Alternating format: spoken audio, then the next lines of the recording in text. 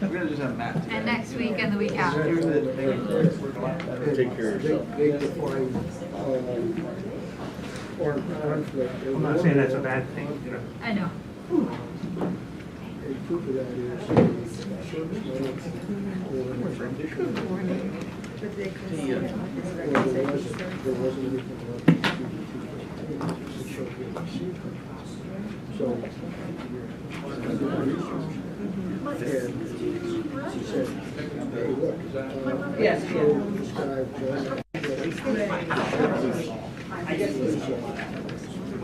one of them was eligible for the armed forces expeditionary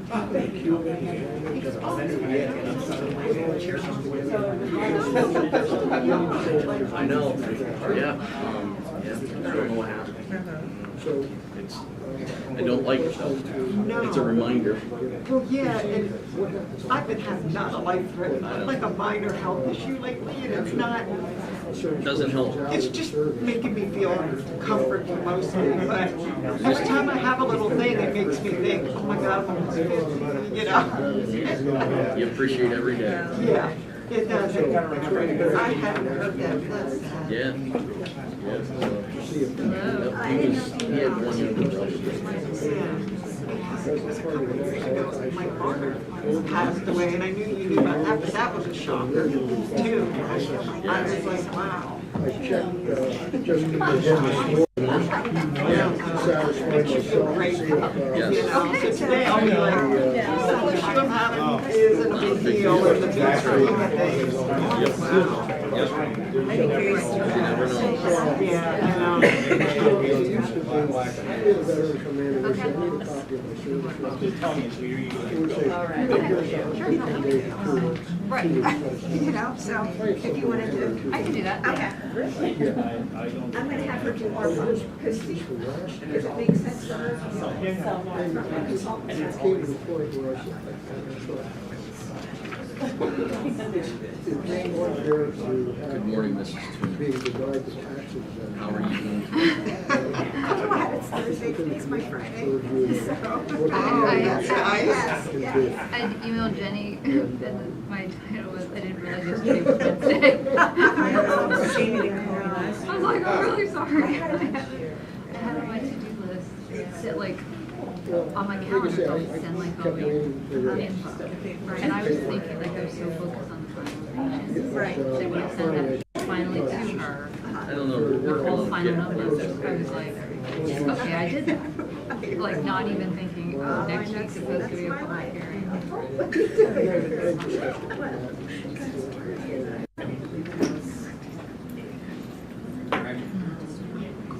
I know I sent you an email, and I was gonna ask Heather, but now that I see you're here, it's in my head. I asked you about, there was that 2020, like, extra, like, pot of funds, and I Okay, forget yeah. what you called that. So, Is that like a there's- separate grant from the regular There is the annual entitlement, like, Yeah. in your case? in your Yeah. case, there is the annual entitlement, Okay. which is just FFY. Yep.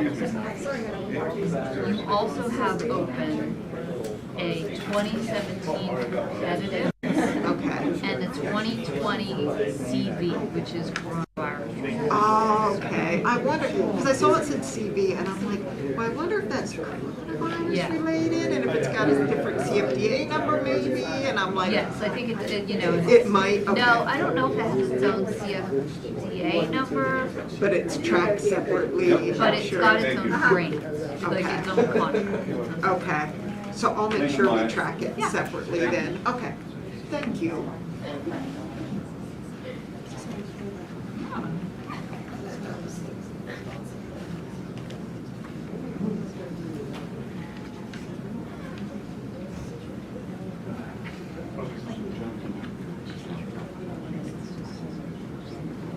Hey, Paul.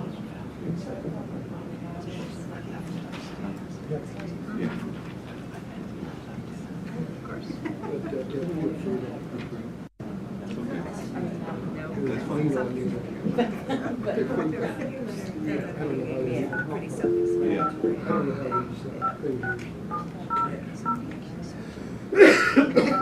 No, Yeah. I have a Zoom for selection of information. Okay. Just let them All know. right, that's fine. Good morning, David Smith. Good morning. How are you this morning? Good, how are you? Excellent, thank you. Good.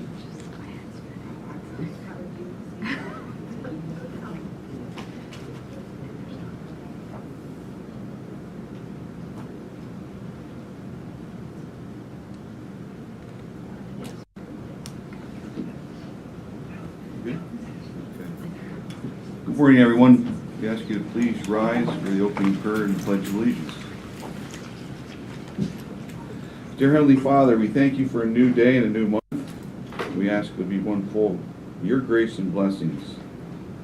As the seasons begin to change this month, we will feel the crisp air of the autumn mornings on the horizon, the magnificent beauty of your hand-painted colors in the backdrop of the vibrant leaves. We are reminded as quickly as the seasons of the year change, so do the seasons of our lives. We ask you to guide the students throughout the school year as they seek their dreams. Guide our teachers as they lead these young minds towards tomorrow. This Monday we'll celebrate Labor Day. It's a day where we pay tribute to the American worker for their contributions and achievements. We know that you want us to thrive in every aspect of our lives. You have provided us with talents, gifts, and tools to accomplish just that. In your word you state, you shall eat the fruit of the labor of your hands. You shall be blessed, and it shall be well with you. Lord, we thank you for the millions of Americans that get up each day and work hard to feed themselves and their families. Continue to meet their needs and bless those that labor. And we ask for your guidance in our meeting this morning. May your wisdom shine down and lead us. These things we humbly pray in your name. Amen. Allegiance to the flag of the United States of America and to the republic for which it stands, one nation, under God, indivisible, with liberty and justice for all.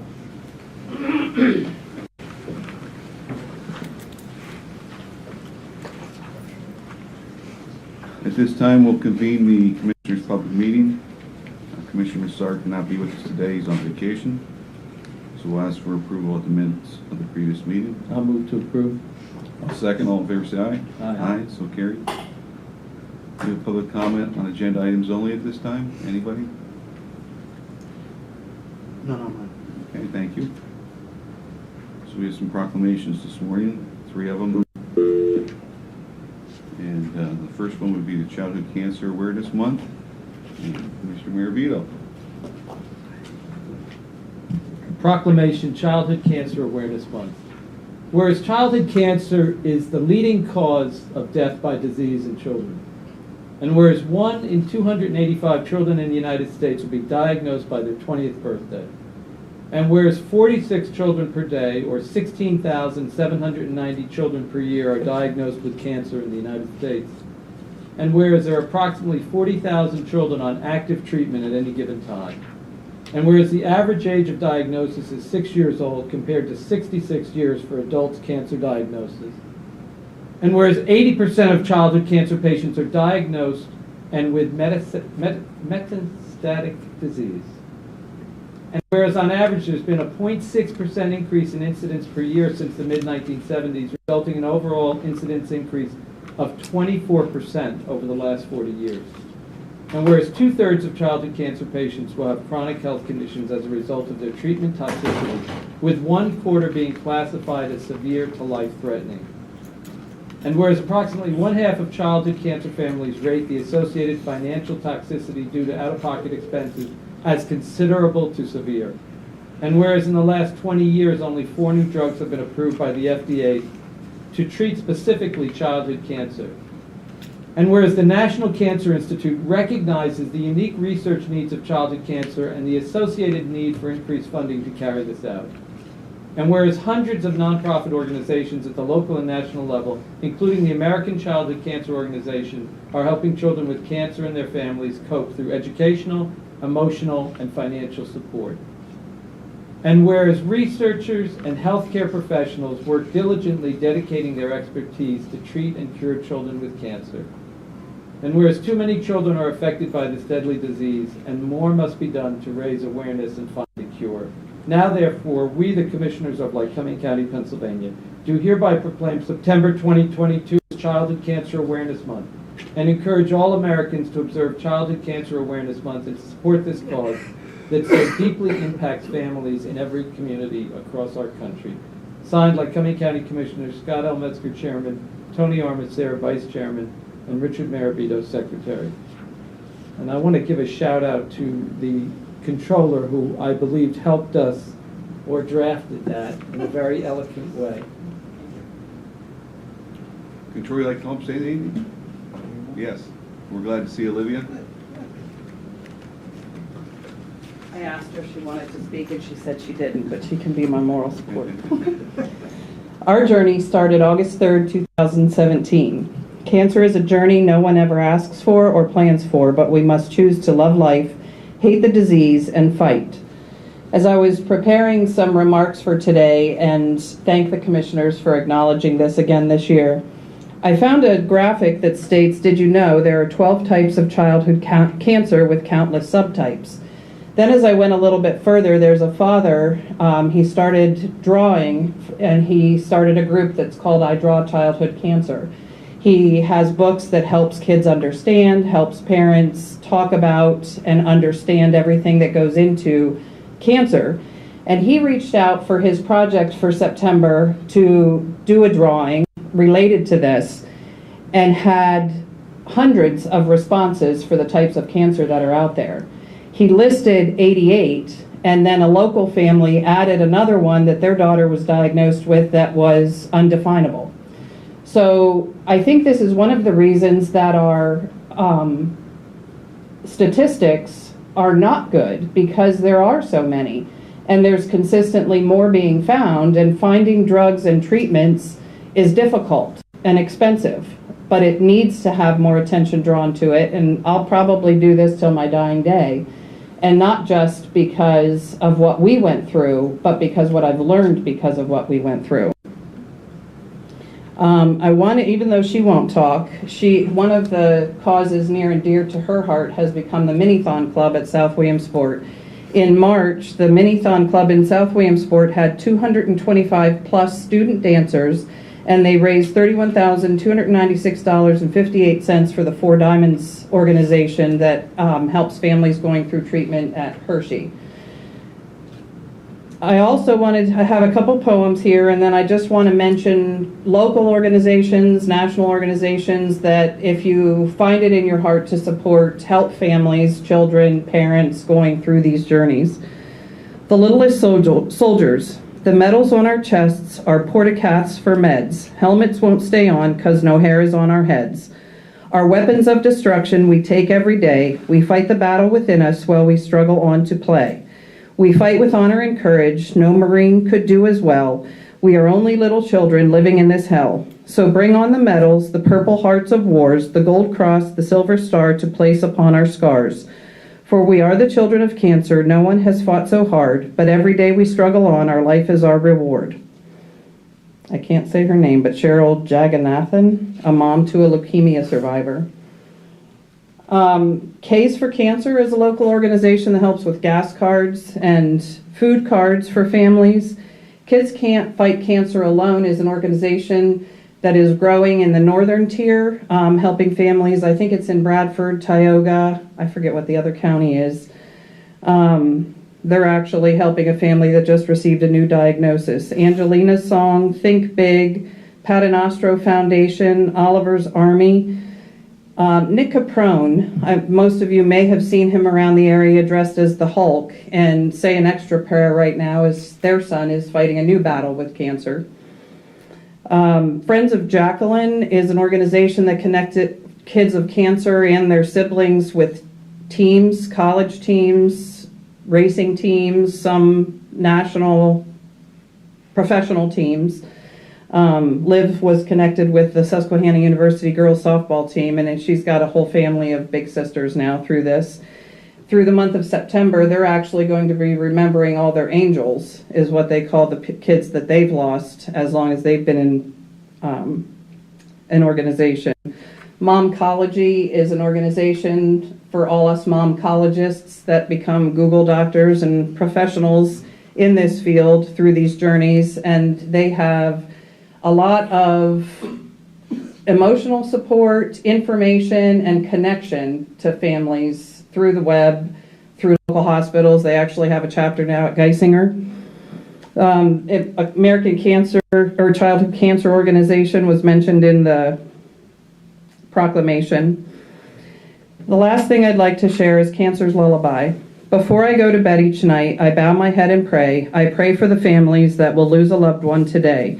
You see, cancer is an ugly being, and silently it creeps. You never know it's coming because cancer never sleeps. I can just imagine the world cancer-free, no need for radiation or chemotherapy. Most don't want to listen as we plead. Be aware.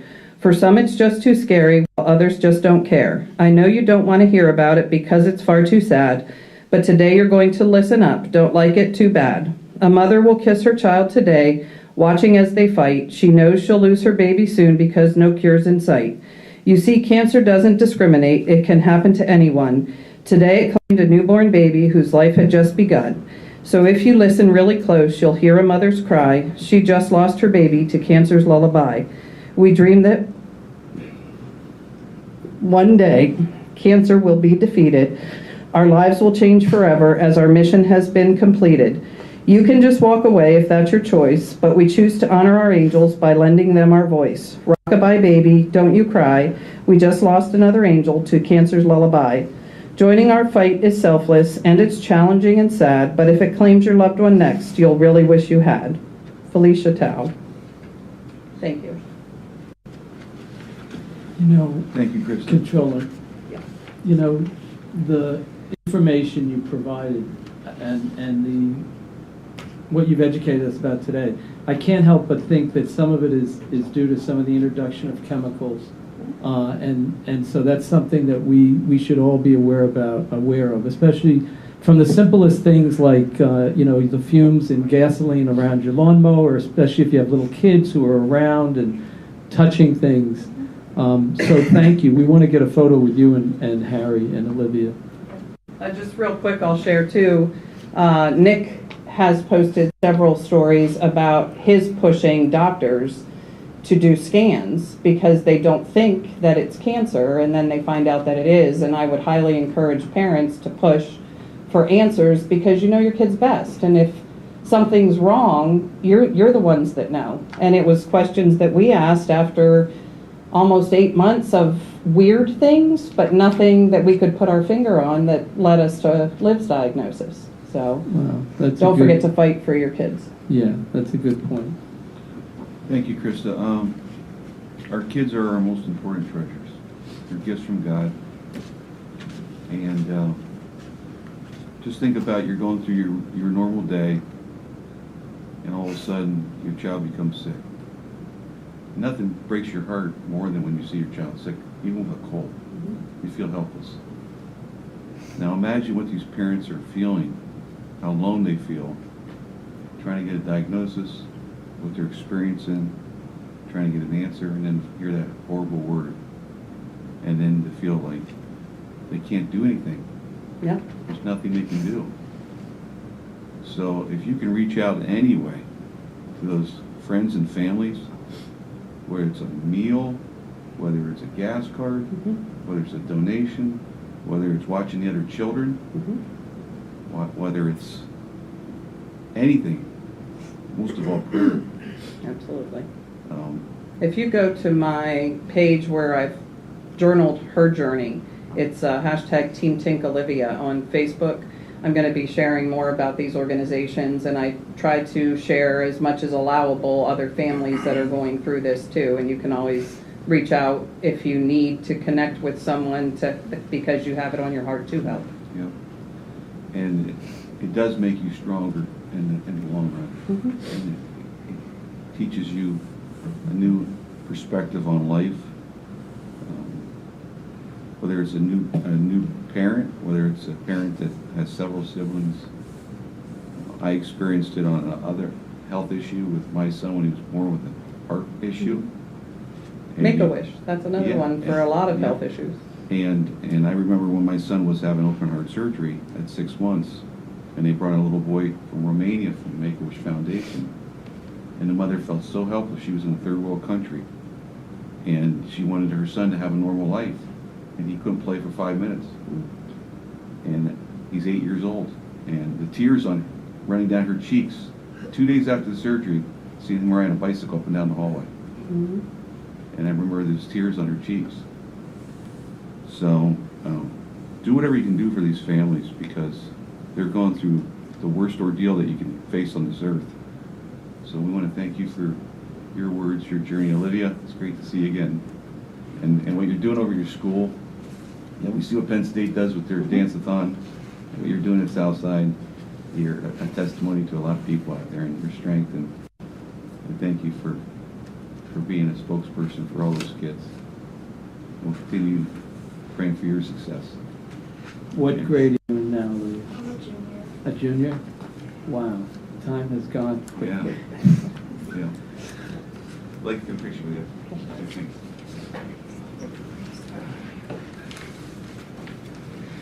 You're in the front. You gotta hold the front for me.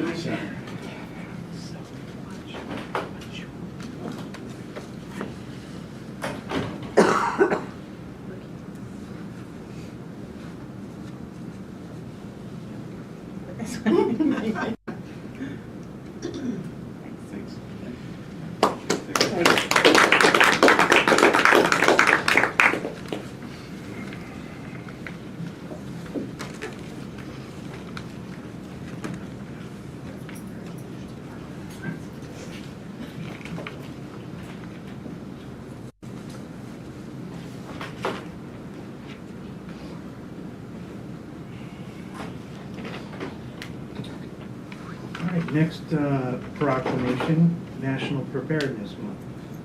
Whereas emergencies in Lycoming County can happen unexpectedly in communities like yours, to people just like you, and whereas the entire Lycoming County community can take actions to become prepared to respond and recover from any natural man-made disaster, no matter how big or how small, which will help our communities recover more quickly.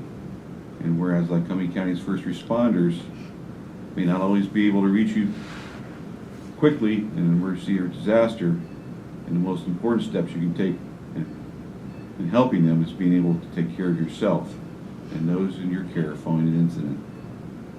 Whereas during National Preparedness Month, September 2022, our community members are encouraged to take time to prepare yourself and those in your care for emergencies and disasters that can impact our neighborhoods for days at a time. And whereas Lycoming County community members who are prepared to meet any emergencies or disasters can be a positive influence on their neighbors by sharing their preparedness story and encouraging friends, families, and coworkers to be prepared also.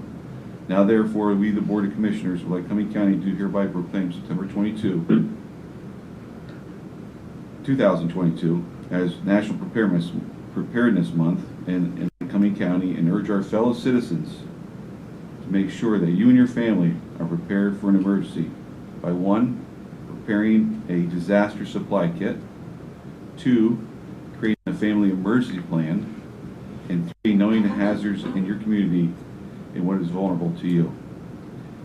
In witness whereof, we have set our hands to seal this first day of September 2022. Lycoming County Commissioners, Scott L. Mesker, Chairman, Tony Armasar, Vice Chairman, and Richard Marabito, Secretary. Hutch? Kelly? Morning, Kelly. Good morning. Looks like you're all ready to go. You got your kit prepared. Show us what you can do. I'm prepared. All right. That's great. Thank you. I think you could Commissioner Massar his. Thank you.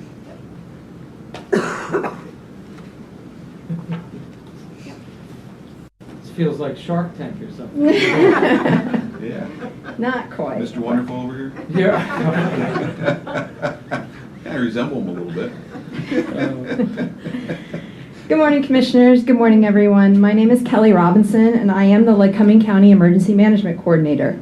Next week, I will begin my 18th year with the county's Emergency Management Agency and my 4th year as your county coordinator.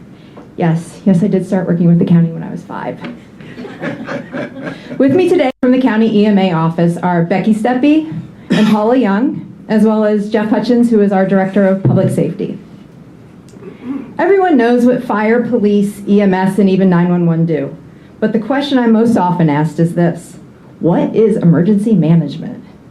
By definition, emergency management is the managerial function charged with creating the framework within which communities reduce vulnerability to hazards and cope with disasters. My personal definition: we plan and prepare for your worst nightmare and pray it never happens.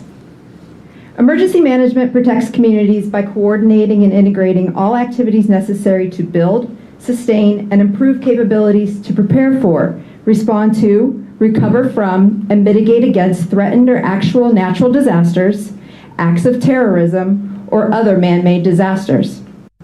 We use an all-hazards approach to planning, anticipate future disasters, use sound risk management principles such as hazard identification when assigning priorities and resources to an incident, ensure unity of effort among all levels of government, create and sustain relationships with different agencies and organizations to facilitate communications during events, coordinate the activities of all relevant stakeholders to achieve a common goal during an incident, and use creative and innovative approaches to solving disaster challenges.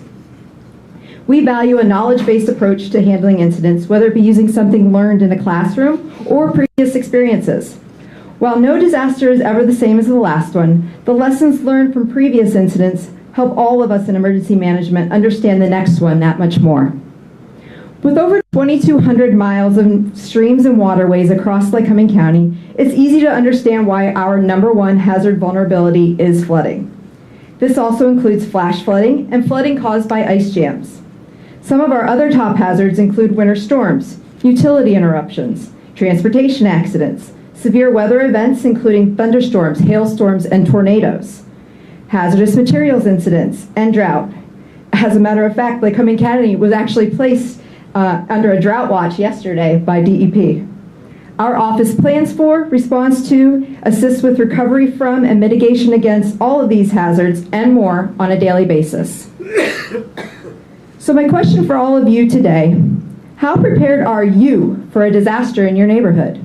What would happen to you and your family if help was not able to reach you in a timely manner? Are you prepared for a disaster that strands you somewhere other than your house? Since its inception in 2004, National Preparedness Month is observed each September in the United States of America. Sponsored by the Federal Emergency Management Agency, FEMA, National Preparedness Month encourages Americans to take steps to prepare for emergencies in their homes, businesses, schools, and communities. September was chosen as National Preparedness Month as the tragedies of September 11, 2001 highlighted to the nation the importance of being prepared. In today's proclamation, we have introduced 3 key steps to being prepared for an emergency: preparing a disaster supplies kit, creating your family emergency plan, and knowing the hazards in your community, whether it be your home, business, or school. After an emergency, you may need to survive on your own for several days. The rule of thumb is 72 hours. Being prepared means having your own food, water, and other supplies to last for those several days. A disaster supplies kit, much like the one I have up here on display, is a collection of basic items your household may need in the event of emergency. Basic items in your kit should include water. You want to have 1 gallon per person per day for several days for drinking and sanitation purposes. Food, non-perishable food items, again, to last you for several days. A battery-powered or a hand-crank radio, flashlight, first aid kit, extra batteries, a whistle to be able to signal for help, a dust mask to filter any contaminated air, plastic sheeting and duct tape to be able to shelter in place, manual can opener, prescription and over-the-counter medications, personal hygiene items. If you have young children at home, any infant necessities you may need: formula, diapers, bottles, wipes. Those with pets, food and water for your pets as well. Copies of important family documents, including insurance policies, identification, and bank account records. A blanket or sleeping bag, disposable plates, cups, and utensils, paper and pencil, as well as some, books, games, puzzles, and other activities to keep your mind off of what's going on around you. Since we never know when or where an emergency will occur, best practice is to prepare a kit for your home, work, and car. At home, keep the kit in a designated place, readily accessible in case you have to leave your home quickly, and make sure all family members know where it is. At work, be prepared to shelter there for at least 24 hours. Keep food, water, and other necessities like medications in a go kit. Finally, keep a kit of emergency supplies in your car in case you ever are stranded. And of course, remember to update your kit on a regular basis. When we're next step is creating our family emergency plan. When we create our plan, we start with one simple question: what if? What if something happens and I'm not with my family? Will I be able to reach them? How will I know they are safe? How can I let them know I'm okay? During a disaster, you will need to send and receive information from your family. Communication networks, such as cell phones and computers, could be unreliable and electricity could be disrupted. Planning in advance will help ensure that all of your family members know how to reach each other and where to meet up in an emergency. Planning starts with 3 steps. First, we collect. We create a paper copy of the contact information for your family and other important people in offices, such as medical facilities, doctors, schools, and service providers. Then we share. Make sure everyone carries a copy in his or her backpack, purse, or wallet. You should also post a copy in a central location in your home, such as your refrigerator or a family bulletin board. And then we practice. Have a regular household meeting to review and practice your plan. And remember, text is best. If you are using a cell phone, a text message may get through when a phone call will not. Text messages use less bandwidth, plus they may save and then send automatically as soon as capacity becomes available. And finally, we need to know the hazards in our community. As I mentioned previously, there are many, many hazards that we plan for here in Lycoming County. But do you know which ones would affect you in your neighborhood? How about where you work or where your children go to school? Do you live in a flood-prone area? Do you know an alternate route to and from work in case your primary route is closed due to a transportation incident? So as you're asking yourself these questions, where do I find the information on the hazards in my community? Lycoming County has 52 municipalities. By law, each is charged with having their own emergency management agency and an emergency management coordinator like myself. These coordinators are a wealth of knowledge as to what your township, borough, or city has for hazards and vulnerabilities. Reach out to them. Another great source is the county's hazard mitigation plan. The County Planning and Community Development Office produces this plan, and it's updated every 5 years. If you're interested in some light reading, this 445-page document was last updated in 2020 with the assistance of municipal, county, state, and federal agencies to identify hazards and the risks associated with those hazards for every municipality in Lycoming County. The county's emergency management office uses the information in this document to update our plans and identify hazards that we need to have additional planning or training on. The plan can be found at www.lyco.org under Departments, Planning and Community Development, and Hazard Mitigation. While we can never be 100% certain as to what a disaster may bring to our county, with proper planning and preparedness, we can be certain that Lycoming County residents will be ready. For more information on National Preparedness Month and to learn how you can be ready, go to www.ready.gov. You can also find information on preparedness on our website, lyco.org, under Public Safety, where you can either click on ready.pa.gov for Pennsylvania's Ready site, or Emergency Management Agency, which takes you to the page for our office. Also, be sure to follow the Department of Public Safety on Facebook and Instagram. For those of you that are here today, we do have some handouts in the back of the room. Please help yourself. And if anybody needs more or would like something for a community outreach event you're going to be having in your area in the near future, again, please reach out to our office and we'll be glad to assist. Thank you all and stay safe. Thank you, Kelly, can you post those comments on, I think those are excellent comments in terms of telling people what to do, and maybe you can find a place to post them on the county webpage. Yep, we actually have a link set up on our emergency management page of the Department of Public Safety right now, and Paula Young will be posting stuff weekly, daily, throughout National Preparedness You had Month. this posted online? Yes, we do. Yep. Oh, okay, that's the And that's some of part. the handouts we do have in the back of the room there. Good Yeah. job. A lot of the stuff we have, we take to any sort of like fall festivals and when when churches have events at their church, or fire departments and that sort of thing. This is the information that we pass out. Well, thanks for that information. I think as a commissioner, when I came here, I had the question, you said, what is EMA? I mean, it's not Right. something that most of us are tuned into unless we're a volunteer EMA coordinator in our community. But it's so important when you think about how fast, I think it was 1996, that winter flood came upon us, and just that water rose so quickly. Correct. And people lost their lives, and so your remarks are very important. Yeah, it happened so fast. I mean, we had so much snow. Yeah. And actually, I was talking to my brother-in-law and nephew on the phone the night before because we were talking about shoveling the snow off the roof of one of our properties. And we woke up the next morning, all the snow had melted off the roof completely. And it was Right. pouring rain, and the next thing you know, everything was rising, and we had a major flood. within And a then we day. had a similar incident in December of 2020 with all the snow and the rain immediately following, but fortunately we had been in a drought prior to that and the water had somewhere to go, but we could have had the same situation. It just happened so quick. Wait. I'd like to get a picture with the proclamation. Okay. You, Dutch, the rest of your staff.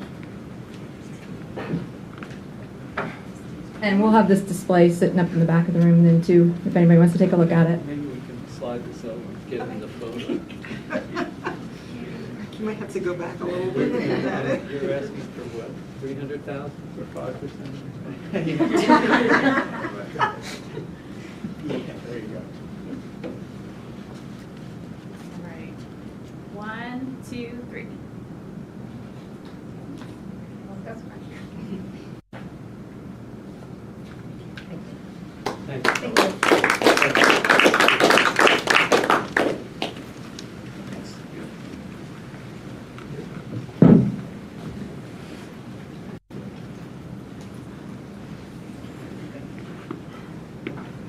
Half that stuff my wife sends me out to get daily on that cart. Yeah.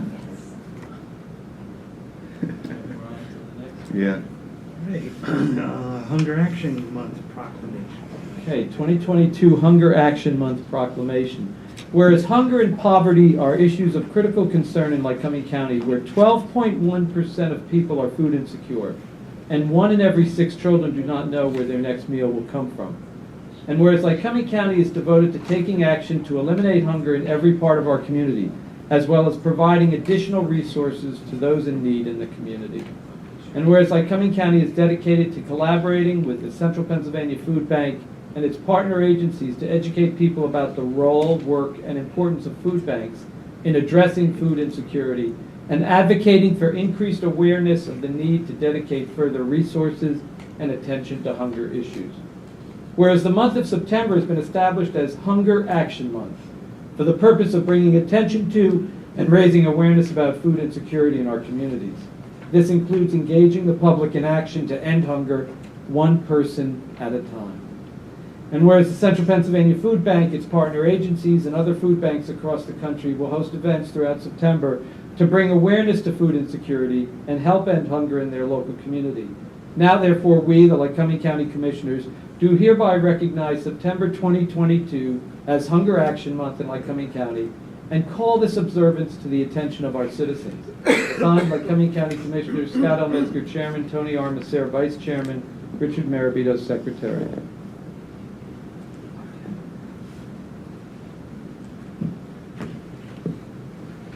Morning. Good to see you. It's good to be here. Thanks for having me. Good morning, everybody. My name is Jeremy Pearson. I'm the programs coordinator at the Central Pennsylvania Food Bank.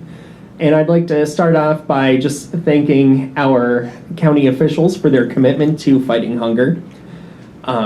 It doesn't come as a surprise to anybody that millions of Americans are now feeling the pinch just on the coattails of this global pandemic. Of course, inflation and supply chain issues are having massive effects on people's ability to get healthy, nutritious food. And September is set aside by food banks and other organizations to be Hunger Action Month, to bring awareness to food insecurity.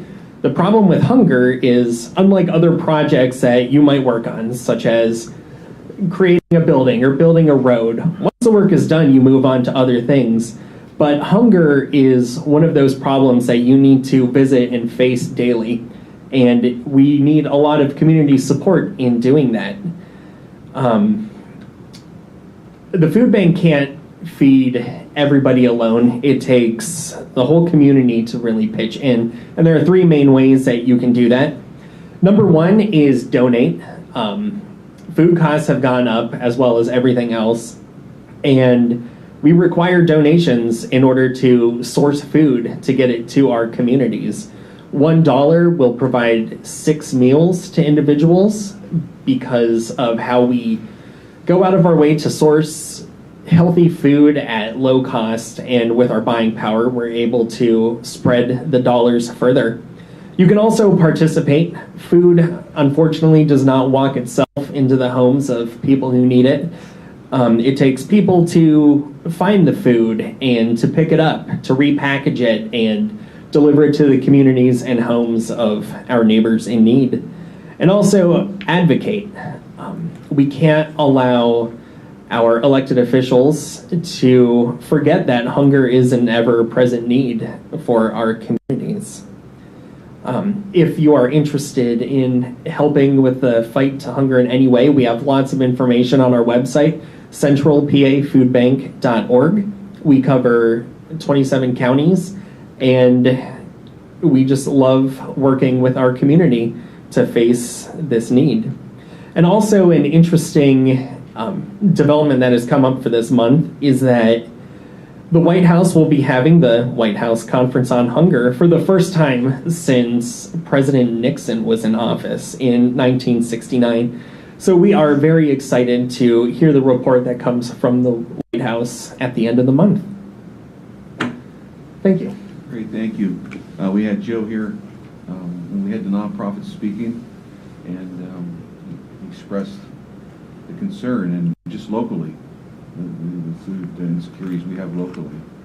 And I've been up to the Wahoo Drive with the Matorsville basketball team to help pack with packaged food, which is a great experience. If anybody can go up there and help, feel free to volunteer. Take a group of youth up there. It's really an education for them to understand that we do have insecurities, food insecurities in our area, and that their fellow teammate or their fellow neighbor might not have food, and to reach out and help in any whatever way they can. So we want to thank you for all your efforts, your staff. Express that to Joe, and it's a huge asset in our area, and we have to continue to support it, because no one should go to bed hungry at night in this country. Yes, thank you. And yes, speaking of neighbors in need, one big thing around this area, especially with hardworking Pennsylvanians, is a lot of people might be in need and you just won't know it, because there's an issue of pride. People have trouble reaching out for help, especially if they're working multiple jobs and just barely making ends meet. So hunger is a lot closer than you expect. That's a very good point. You know, we want to thank you, and I'm sure you've been hit with the double whammy of the rising food and the rising oil, diesel fuel. So transporting that fuel the way you do is that food is very expensive. You know, one of the things that you just mentioned about the pride, there are places where people can go in the community anonymously that are distribution sites. I think the New Love Center is one up in the northern part of towards Clinton County. Fire Tree Place is another right in Central City. The American Rescue Workers has I believe they may not be affiliated with you, but they have their own food pantry. They are a partner of ours, and they provide emergency food. And we have a few mobile distributions around that allow us to get fresh food to people. So a partner agency won't have to worry about storing healthy food. It could just be an agreed upon time where everybody meets, and we can get fresh food out to our community in one day. and we don't have to worry about food waste. So if someone was reserved and they didn't want to go to one of those places, how could they get assistance? Call the Central Pennsylvania Food Bank and pick it up there, or? You can call the Central Pennsylvania Food Bank, and we will normally get a person in touch with one of our partner agencies. You can also go online. We have a find food section on our website, and you can search by zip code. That way, even if you're not from Williamsport and you're in one of our surrounding areas, you can find contact information to partner agencies, and they will get emergency food to you. Usually with no questions asked. Thank you very much. Thank you. Thank you.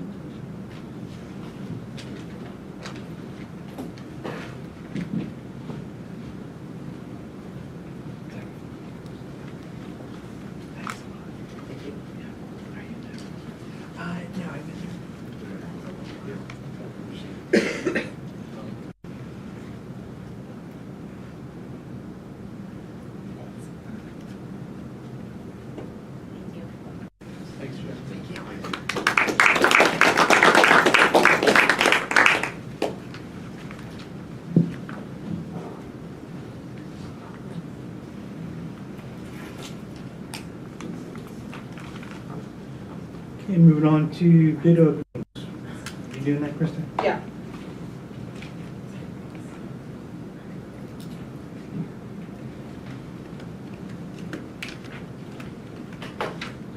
We had 3 submissions for the, fourth quarter food products, Cisco Central PA, Feasters, and Kiko. They're all multi-line bids used as needed. Okay, thank you. Yep.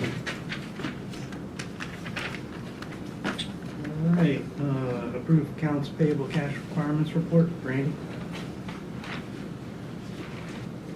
Good morning, Commissioners. I'm here to present for your ratification the invoices due through September 7th, 2022 that were paid on August 31st, 2022 in the amount of $1,263,669.64.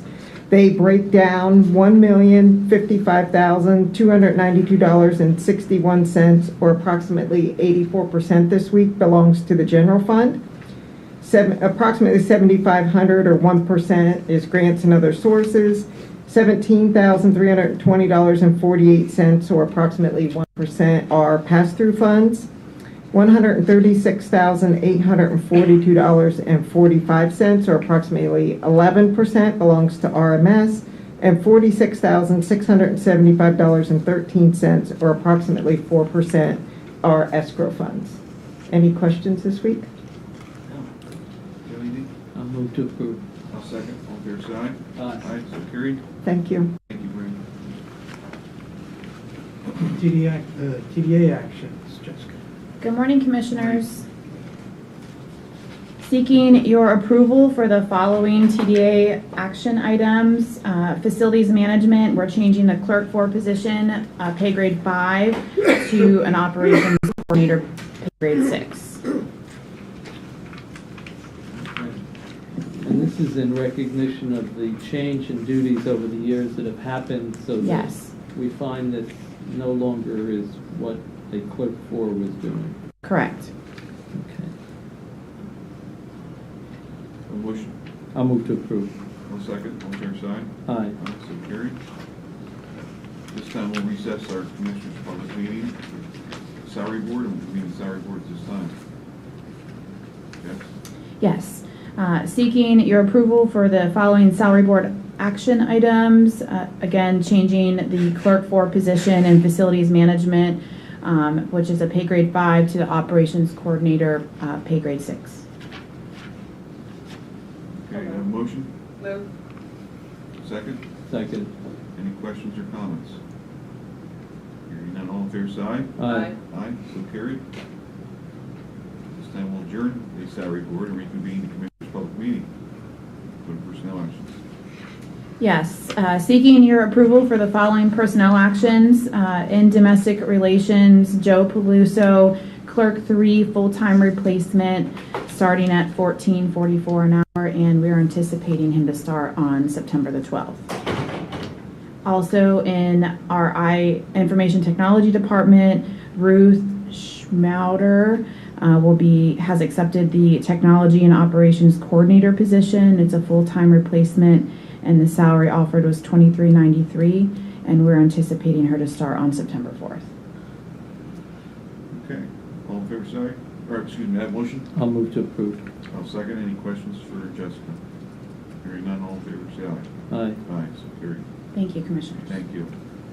This time we'll recess Commissioners' public meeting for the Board of Assessments revisions. We'll convene that Board of Assessments revision. Good morning, Brooke. Good morning, Commissioners. I am seeking your approval for 2 real estate tax refunds. The first one is for Thomas Hall. His cabin was raised on September 25th, 2021, but he never contacted us until this year. The refund amount is $123.71. The next real estate refund is for Paul and Stella Bauer. Their house was destroyed by fire on August 3rd, 2022. The refund amount is $98.82. Can I have a motion? I'll move to approve. I'll second. Is there any questions for Brooke? Hearing none, all in favor, say aye. Aye. Aye, so carried. Okay, the next one is a veterans exemption, which I normally don't come over here for, but this is a unique situation. The veteran is a 100% disabled Navy veteran. He requested property tax exemption from the Pennsylvania Department of Military and Veterans Affairs, and he was denied due to that his discharge certificate failed to show he had participated in any war or armed conflict. The issue at hand is he served aboard the USS Stickle during the Cuban Missile Crisis, and his service records do show that. These vessels were awarded the Armed Force Expeditionary Medal, which is an armed conflict. Director McMahon had reached out to the Navy Personnel Records Center to update the records, and he's still waiting on an answer due to them being backlogged. So he had come to me and talked to me about it, and I said I would be agreeable to approving him for exemption for property taxes. But I also told him he should talk to the commissioners and everything, so he did brief you. Yeah, he just spoke to us. Mike, would you like to make any statements? Can you please come up?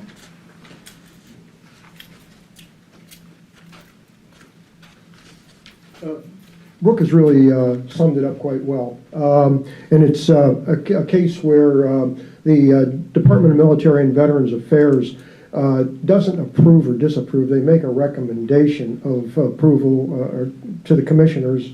And in this case, they were recommending a denial because Mr. Herbst's record didn't show armed conflict.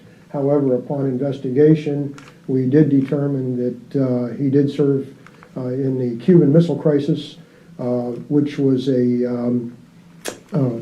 expedition that was approved for the Armed Forces Expeditionary Medal, which is considered an armed conflict. And it's within the Commissioner's purview to grant property tax exoneration for eligible veterans, and Mr. Herbst is an eligible veteran. We're still waiting for to see if it was ever put on his record. That's where it comes out that some of these things don't get on a service person's record until they may be out of the service. They get their certificate, the DD-214 separation record, and it may not show. In this case, if it comes back and it still doesn't show Mr. Herbst that it's on his record, we will petition for a correction of records. Okay. Thank you. Thank you. Yeah, you know, Mike, that was, we had an opportunity to review the material. That was excellent research you did. Thank you. And really shows going above and beyond, because we heard the word bureaucracy yesterday often in was it Washington or was it Harrisburg? Washington. For the Department of Defense, right? Yes. Yeah. So unfortunately, the records there weren't really accurate, and you went above and beyond for this constituent in finding the language which states that the Cuban Missile Crisis was approved for that and considered armed conflict, and you showed us the documentation. Yes, sir. to that effect. So we thank you for that. That really is something that's very admirable. This, to do that on behalf of constituents. Part of the problem, the national, NARA, National Records Administration, virtually shut down for the last 2 years because of COVID. And where I used to be able to put a request in for a service person's record, I would tell them, if you don't hear something within 10 days or 2 weeks, you let me know and we'll follow up. In some cases, I have requests out for 2 years. And this was something that Congressman Keller was trying to force the issue with the Records Act. But just felt that it's gone on now for a considerable length of time since Mr. Herbst put the original application in, and it doesn't seem fair to him to drag it out, prolong. We don't know how long NARA's going to hold on to things. So, and I don't say that word bureaucracy to malign those federal employees, because truth be told, there are millions of servicemen serving all over the world in 120 bases, and when you have a pandemic hit, it's very hard to just keep records going. But what you did is admirable, and he appreciates it, and we appreciate it. It's an unusual circumstance, and I appreciate what Brooke's done and what you've done to approve Mr. Herbst's request. Absolutely. Thank you. Thank you, and we also want to thank Mr. Herbst for his service. Yes. I'll be sure to convey that. Yes. Absolutely. Have a motion? I'll move to approve. I'll second. All in favor, say aye. Aye. Aye, so carried. Thank you, Commissioners. Thank you, Brooke. We'll adjourn the Board of Assessments revisions at this time and reconvene the Commissioners' closed meeting for informational items. Maya? Yeah, we're changing things up a bit because John's not here today because he's out sick. But I thought it'd be a good opportunity to have Krista McLaughlin come as their consultant for our ARPA funds, and we're going to talk about that. Absolutely. Good morning. Good morning. This is just an informational item that there are a number of organizations, specifically at this point in time, municipal authorities, sewer, water mostly, as well as a number of businesses that came in the application round for ARPA funding in a variety of different assistance requests. And we are going to be sending out an additional outreach to those two specific categories of applicants to get some additional information, provide them with some information about how construction would have to work and all of that type of stuff, as well as ask for some documentation so that we can start to move through that list of about 120 applications that were submitted for ARPA funds. Okay. Thank you. And then the next item we have, thought it would be a good opportunity for the commissioners to discuss the Housing Supply Initiative Grant Program application that we have coming. So, thank you. So through our meetings that we had on our ARPA funds, initially with the township supervisors and borough council members, the city of Williamsport, and the sewer and water authorities, the developers and the realtors, we learned that there is a housing shortage in Lycoming County. There is one nationally that we've heard about, and it's also in Lycoming County.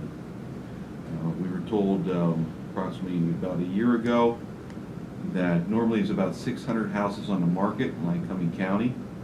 At that time, there was about 125. We have employers that are expanding in Lycoming County. We have new employers that are coming to Lycoming County, and we want to make sure there's attainable housing for those employers and for people who choose to move here or relocate or even upgrade. Those houses are available.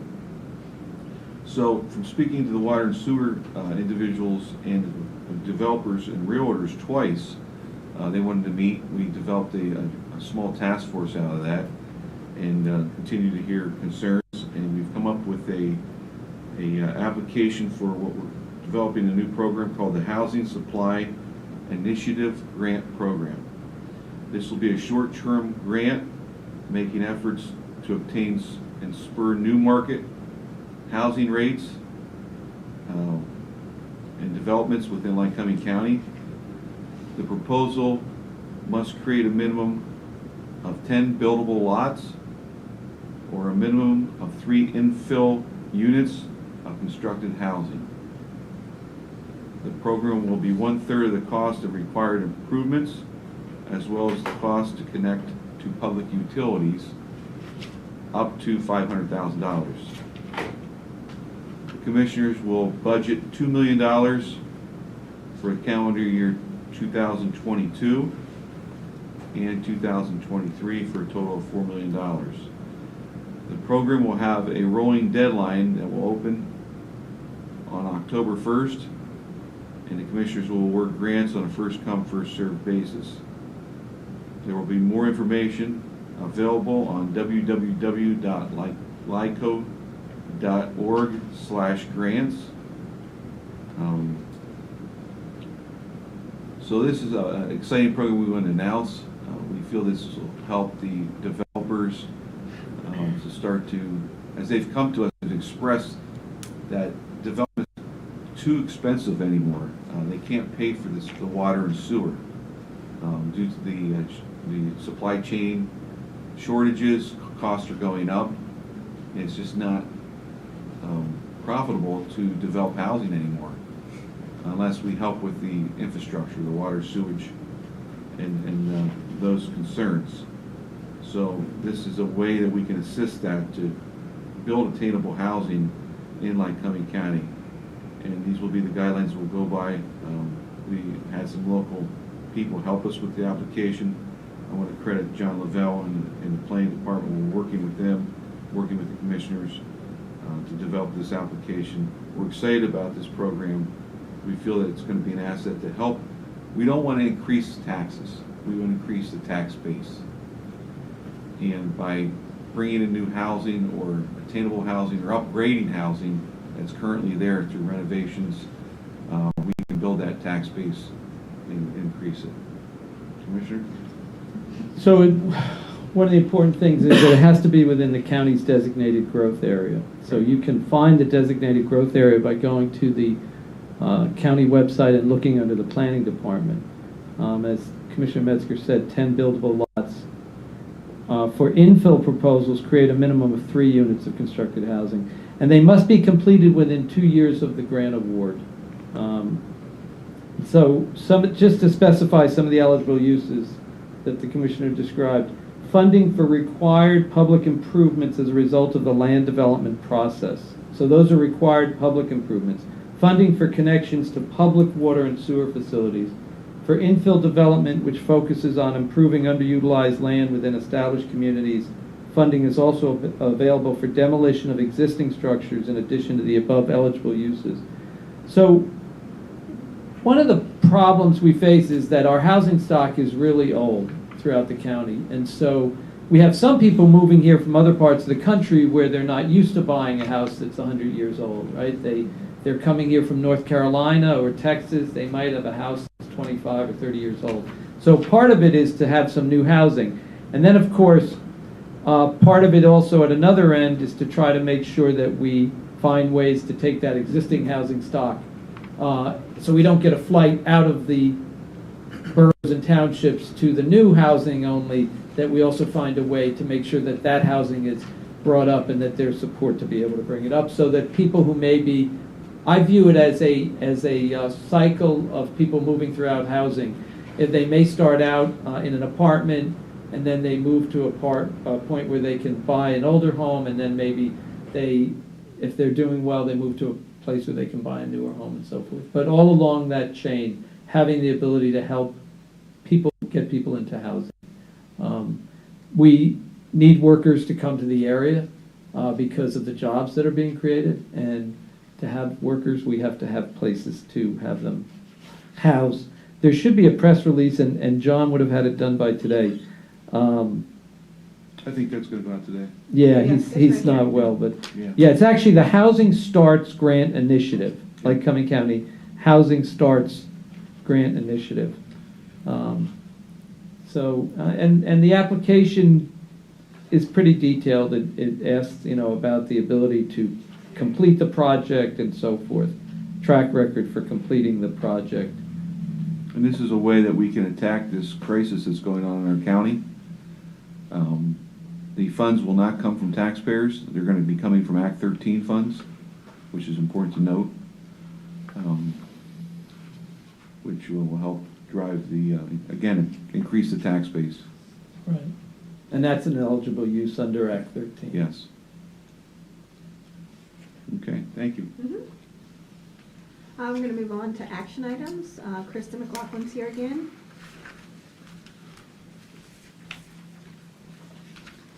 Good morning, Commissioners. Morning. This is the finalization and project selection for the federal fiscal year 2022 CDBG funds.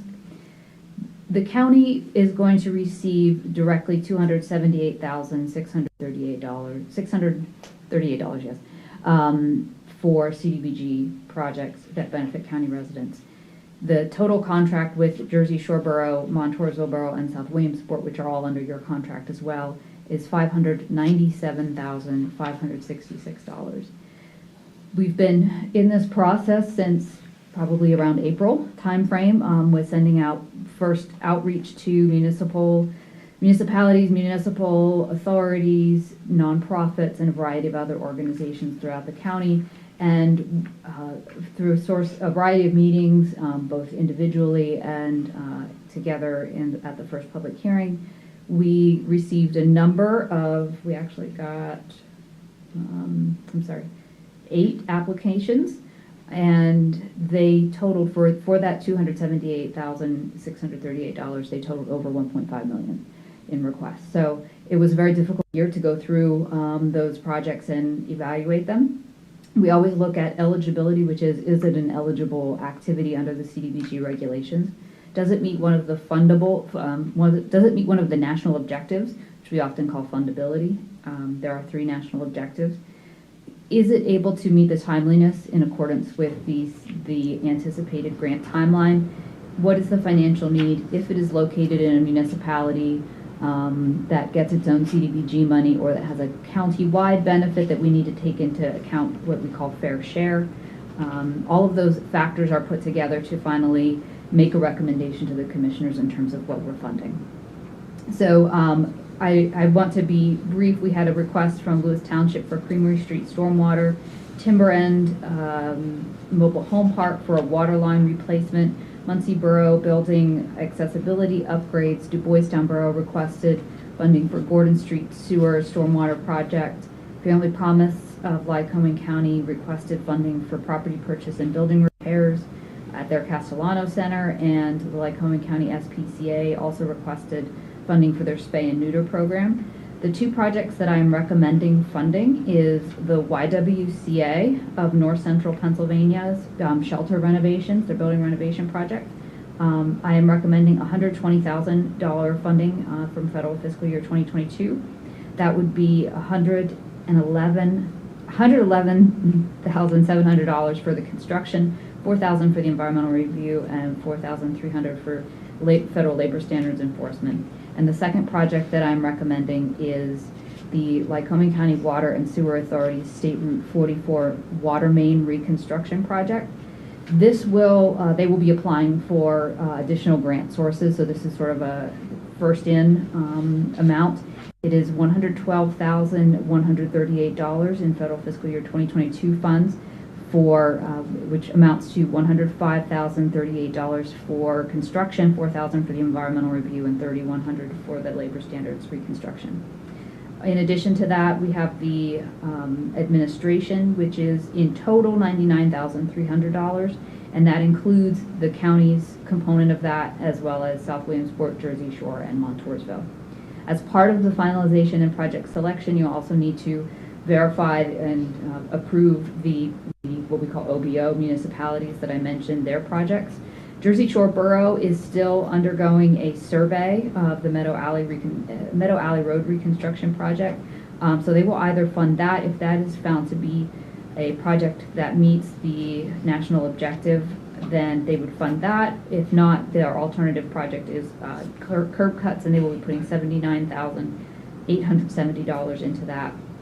Montoursville Borough will be doing curb cut phase 4 at $85,970, and South Williamsport Borough has allocated $100,288 for the Habitat for Humanity acquisition, which is a continuing project on Clark Street in South Williamsport. So the action item recommendation would be to fund as follows: the YWCA I'm calling it Building Renovations Phase 2, because we've had a project of that similar name before, at $120,000. State Route 44 water main reconstruction at $112,138. And administration is $46,500 for a total of $278,638. Jersey Shore being Meadow Alley Road reconstruction or Jersey Shore curb cuts based on the outcome of that survey, which at $79,870, and administration is $16,500 for a total of $96,370. Montoursville Borough, I'm sorry, it says homes in need. It's actually the curb cut phase 4. And that is at $85,970, and administration is $16,900 for a total of $102,870. And South Williamsport Borough Habitat for Humanity acquisition, this will be their third phase of that, at $100,288, and administration $19,400 for a total of $119,688. Okay, thank you. Have a motion? I'll move to approve. I'll second. Any questions or comments? Yeah, you know, maybe you can just spend a minute explaining why you didn't recommend, for example, the Lewis Township and the, you know. Sure, absolutely. Just on each, just real quick on why it is that those were not recommended. Sure. So the Creamery Street Stormwater Project, as well as Du Bois Town, they underwent surveys to determine national objective, whether they met the LMI criteria or not. The Creamery Street Stormwater Project, because a significant portion of the area that's affected by that is the fire company, and that was really they were looking for this funding to assist with the stormwater, because when the stormwater backs up, it floods the fire company and or the area around it, and there's a problem with that, obviously, in and out of the fire company. So we had to look at surveying the entire fire company service area, because that's how we have to determine these things. And it was overwhelming for them, and they were not getting a good response rate. So they rescinded their application. Du Bois Town Borough, their survey just did not show that it met a national objective. So those were sort of just, here's the criteria, it doesn't meet the criteria. Unfortunately, it's not any statement on the merit of those projects. They're all great projects. They're all they all deserve to they all deserve to go forward in the process. However, CDBG is heavily regulated, and as I mentioned, we had $1.5 million in requests for not even $300,000 worth of funding. So that was really surprising this year. I actually thought with ARPA funds and things that we would see less, but we actually saw more than we normally do. The timber and water line replacement, that is to install or reconstruct private water lines in a mobile home park. There is a lot of complicated components to funding those types of projects, including rent controls and agreements that the commissioners would need to be entering into with the owner of the mobile home park, and it's really complicated. It's certainly a good project, but with the other amount of requests that we saw, it just didn't quite fall above those. And Family Promise Center of Lycoming County, really it was a timing issue. They were looking to acquire and rehab a building before we would even, they were looking to start essentially this month. As you know, our 2022 funds won't come in until next spring, so it was just a timing issue. That's where the timeliness component comes in. And the spay and neuter program is one that we had actually looked into previously. A couple years ago, they had requested funding, and it was just not something that we could figure out how to make eligible in terms of who's actually benefiting from a spay and neuter program. Okay, thank you very much. Thank you. Have a motion? Yeah. Yeah. All in favor, say aye. Aye. Aye. So carried. Thank you. Thank you very much. I think you missed the Muncie Borough, by the way. Oh, I did. My apologies. Yeah.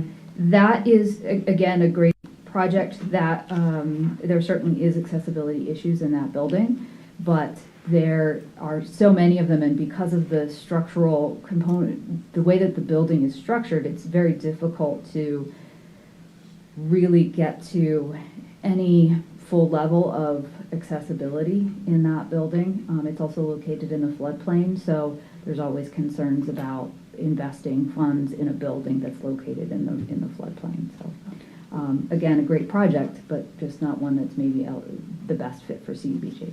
Okay, thank you. Thanks. All right, next is Jessica Seagraves. Vote to approve revisions to policy 303. Thanks, Maya. Commissioners, looking for your approval on the revisions to policy 303, pooled leave, long-term sick leave. From my understanding, this was a practice that had been changed last year. It just hadn't been updated in the policy. So we're looking to change in section 4 of this policy. It's on page 3. The rate, what we're changing is the rate will be the employee's daily rate to a maximum of $1,000 rather than $600.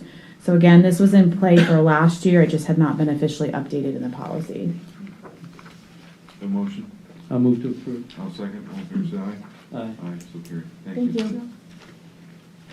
Next is Kelly Robinson. Vote to approve Lycoming County LEPC membership application.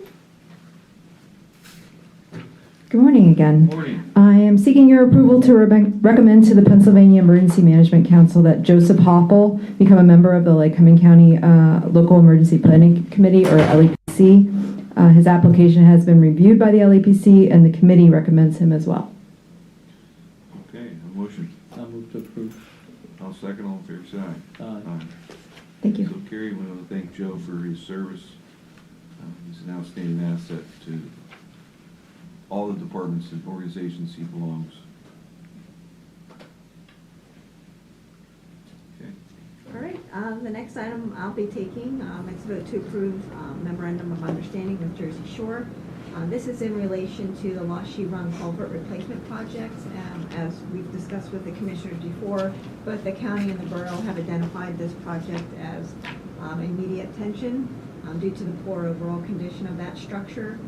As a result, the county is willing to assist the borough with this initiative, and we are planning on budgeting $1 million towards the project for the design and construction, as well as we're actively seeking a brick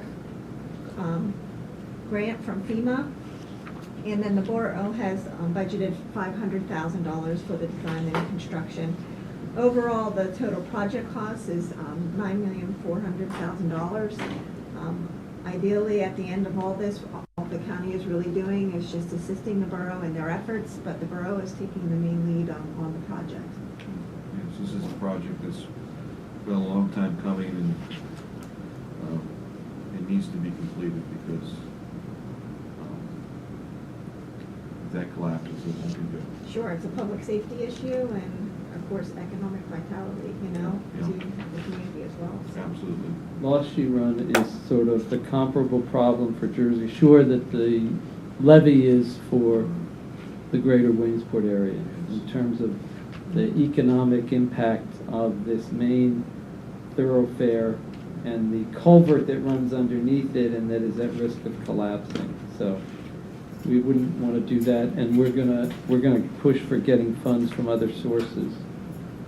We've been to countless meetings with our federal and state representatives pushing to get grants for that. So when we step up and put up $1 million, it shows that the county has an effort in it, and the borough putting in $500,000.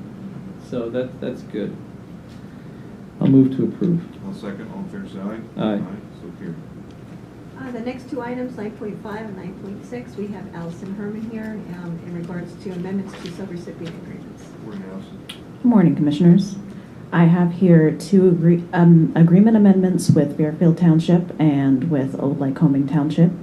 Both townships are requesting 12-month extensions for their CAP implementation subrecipient agreements. In both cases, supply chain issues and permitting delays have resulted in stream restoration projects that will be delayed by another year. Okay, thank you. I have a motion to accept. I'll move to approve the Old Lycoming and Fairfield Township amendments. I'll second. All in favor, say aye. Aye. Aye, so carried. Both. Thank you. Thank you. Next up is Jason Yorks. He actually has 3 action items, 9.7 through 9.9. Jason? Good morning, Commissioners. Morning, Mom. Good morning. Morning. Commissioners, 9.7, for your approval for the award of the purchase of 2 TARP machines from to Tarpomatic in the amount of $214,994. As you recall, we went out to bid July 21st of this year. The bids were due August 18th. We did receive 1 complete and successful bidder from Tarpomatic. This is for 2 machines. We were budgeted for the purchase of 1. Unfortunately, with going into Field 12 in the near future, we're going to budget for 1 next year. So with the shortages, we wanted to go up to bid for 2 of them. That includes tarps, chains, all the extras, auxiliaries with it. So I'm recommending your award. We do have the funds for capital purchase. I'll move to approve. One second. Any discussion or questions?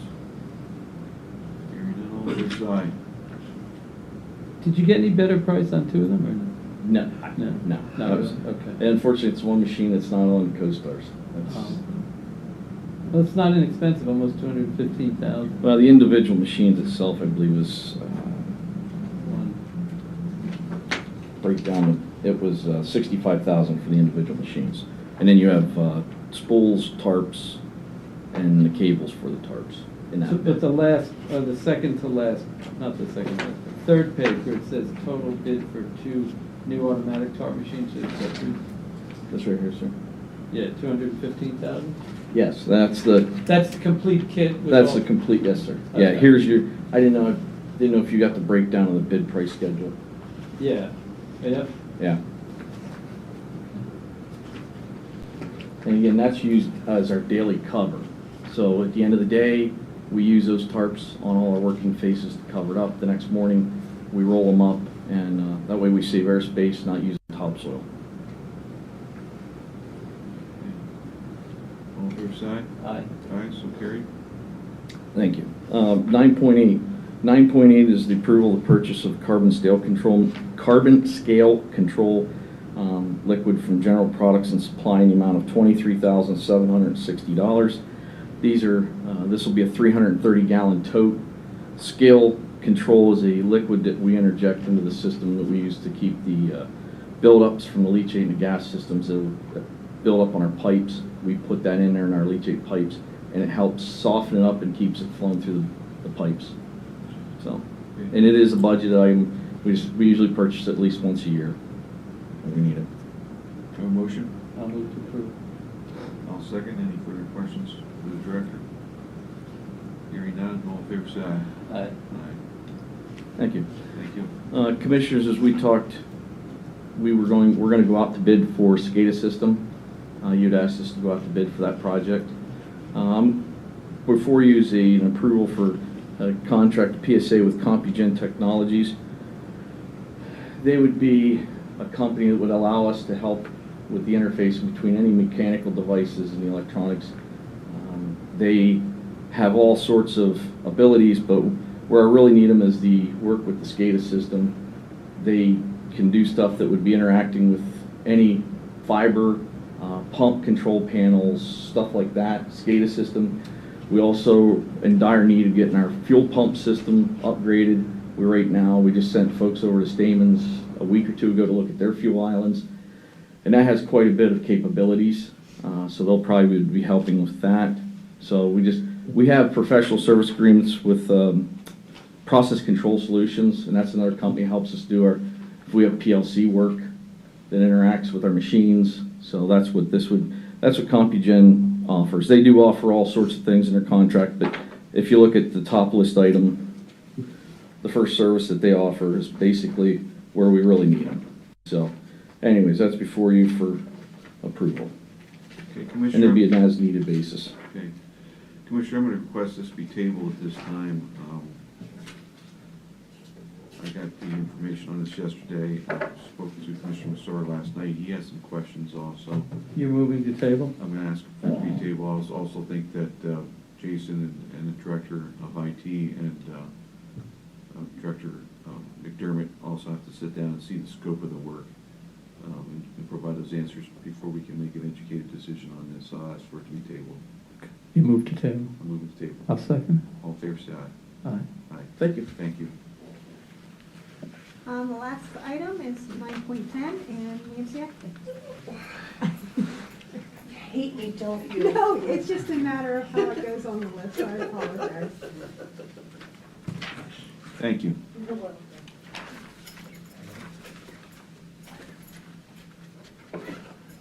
Good morning, Commissioners. Juvenile Probation is asking for your approval for an outside-in contract for the years 2022-23 and also 23-24. I locked them in for 2 years.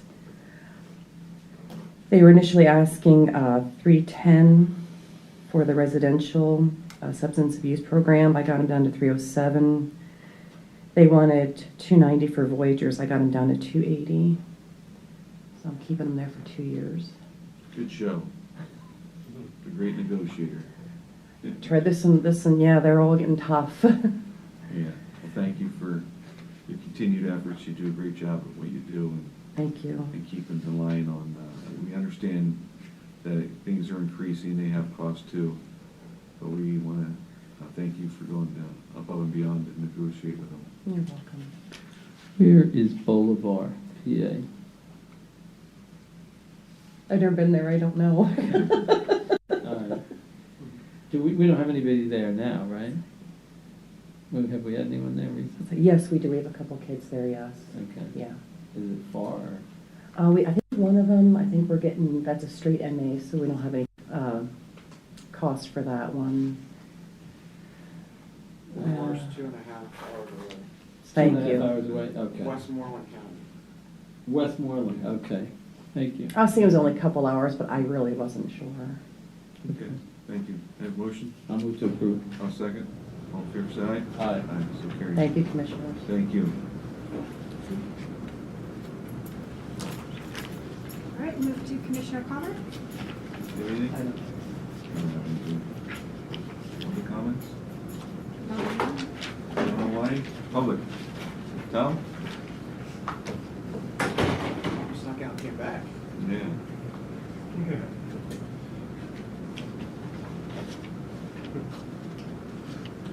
Morning, Tom. Morning. How are you? Good. How are you? William Support. Thank you for the opportunity. Always got to open my mouth, right? Can you speak up, please? Yeah, always got to open my mouth. Shark Tank. Yeah, I think that might fit. But I don't know who the sharks are. You guys are probably the ones getting chewed up a lot, right? But yeah, the reports from we heard this morning from the childhood cancer and the National Preparedness Month and the Hunger Action Month.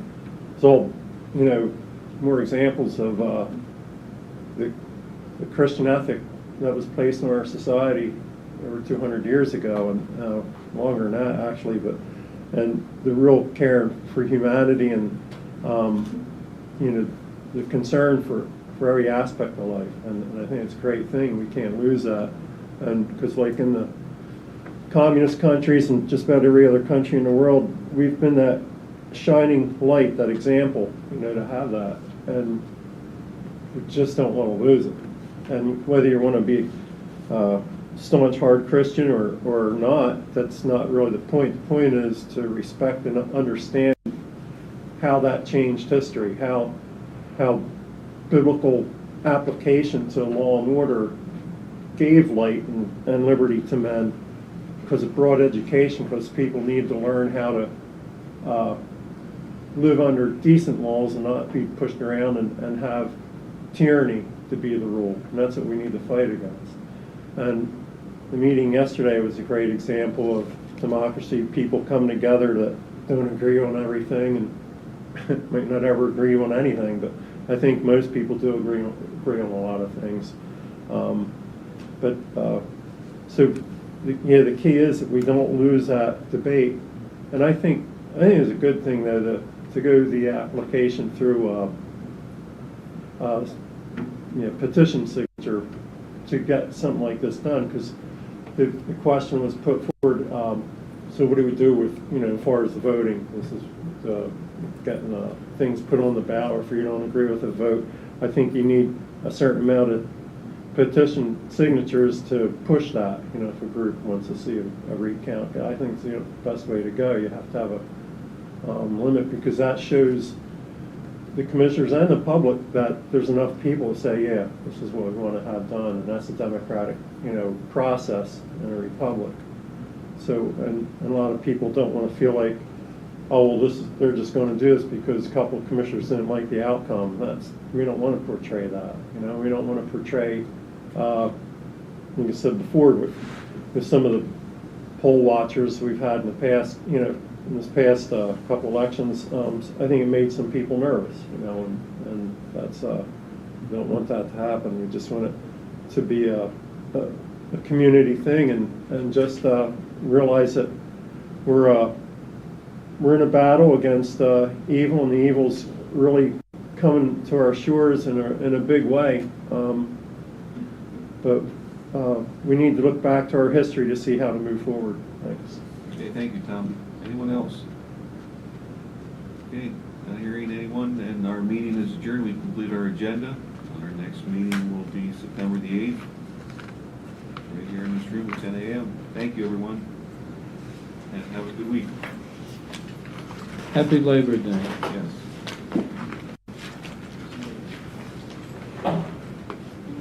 Thank you, Mike.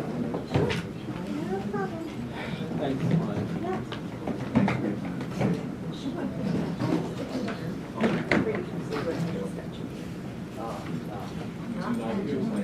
Yeah, give me a second. Go on.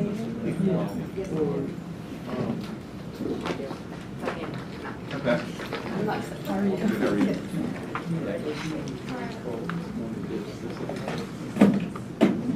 Did you get